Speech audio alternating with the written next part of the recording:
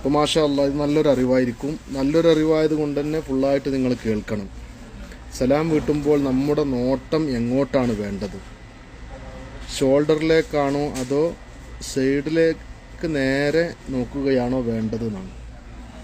സലാം വീട്ടുന്നതുമായി ബന്ധപ്പെട്ട് നമ്മുടെ നിസ്കാരം ബാത്തിലാവാതിരിക്കാനും സലാമിൽ എന്ന ആ മഹത്തായ ഫർളിൽ നാം ഉൾപ്പെടുത്തേണ്ട സുന്നത്തുകളെക്കുറിച്ചാണ് പറയുന്നത്. സലാം വീട്ടുക എന്ന് പറയുന്നത് നിർബന്ധമായി നാവ് കൊണ്ട് പറയേണ്ട ഒരു കാര്യമാണ്. അതോടുകൂടി നിസ്കാരത്തിൽ നിന്ന് വിരമിക്കുകയാണ്.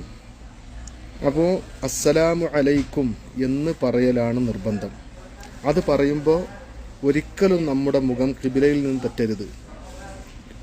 പിന്നെ വറഹ്മത്തുള്ളാഹ് എന്ന് പറയുമ്പോഴാണ് നമ്മുടെ വലത് കവള് വലത് ഭാഗത്തുള്ളവർ കാണുന്ന രീതിയിൽ തിരിക്കുക.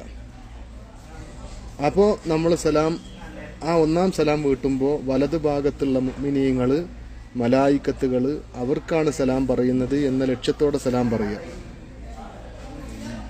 രണ്ടാമത്തെ സലാം അതുപോലെ തന്നെ അത് സുന്നത്താണ്. ഒന്നാമത്തെ സലാം വീട്ടലോടുകൂടെ ഫർള് വീടി വറഹ്മത്തുള്ളാഹ് എന്ന് അതിൽ കൂട്ടൽ സുന്നത്താണ്. അസ്സലാമു അലൈക്കും എന്ന് വാഗൊണ്ട് പറയലാണ് നിർബന്ധം.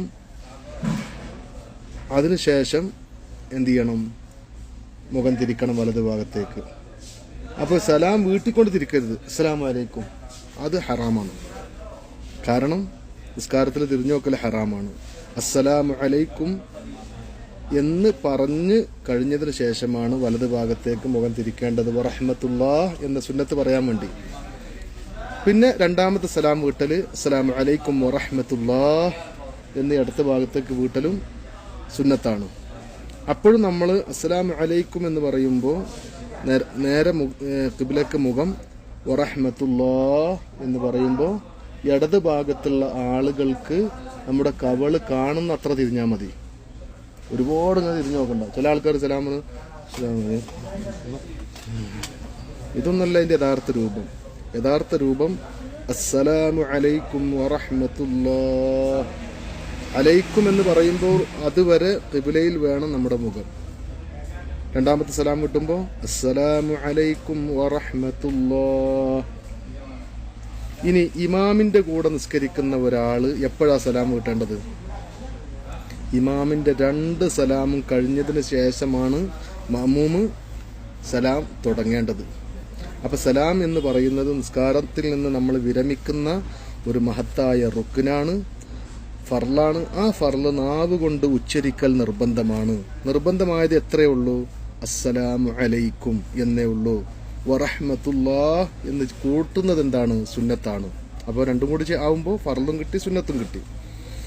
ഇനി ഒരാൾ ഫസ്റ്റ് തന്നെ ഇടത് സൈഡിക്ക് സലാം കിട്ടി അറിയാതെ. ഒരാൾ മസീഹ് ദജ്ജാൽ എന്ന് പറഞ്ഞ ഇടത്തെ ഭാഗത്തേക്ക് സലാം, അസ്സലാമു അലൈക്കും വറഹ്മത്തുള്ളാഹ് എന്നാൽ അവൻ്റെ നിസ്കാരം ബാത്തിലാവുമോ? ഇല്ല. ആ സുന്നത്ത് പോയിന്നേ ഉള്ളൂ. മറന്നു ചെയ്താൽ കുഴപ്പമില്ല. അപ്പോൾ സലാം വീട്ടലാണ് നിർബന്ധം. അത് 2 സൈഡിലേക്ക് എന്നുള്ളത്, ആദ്യത്തെ സലാം വലത് ഭാഗത്തേക്കും രണ്ടാമത്തെ സലാം ഇടത് ഭാഗത്തേക്കും എന്നുള്ളത് സുന്നത്താണ്. അപ്പോൾ ആ സുന്നത്ത് നഷ്ടപ്പെട്ടു എന്നേ ഉള്ളൂ. നിസ്കാരത്തിന് യാതൊരു കുഴപ്പവും പറ്റിയിട്ടില്ല.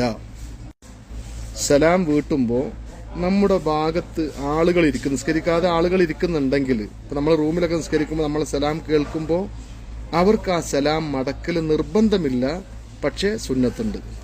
ഓക്കെ, ഇൻഷാ അല്ലാഹ് സംശയങ്ങൾ ചോദിക്കുക, മറുപടിയായിട്ട് വരാം. നമ്മളത് വ്യക്തമായിട്ട് 1-2 പ്രാവശ്യം നിങ്ങൾ വീഡിയോ കേൾക്കണം കേട്ടോ. അപ്പോഴേ മനസ്സിലാവുള്ളൂ, അപ്പോഴേ സംശയങ്ങൾ തീരുള്ളൂ. ഇൻഷാ അല്ലാഹ്.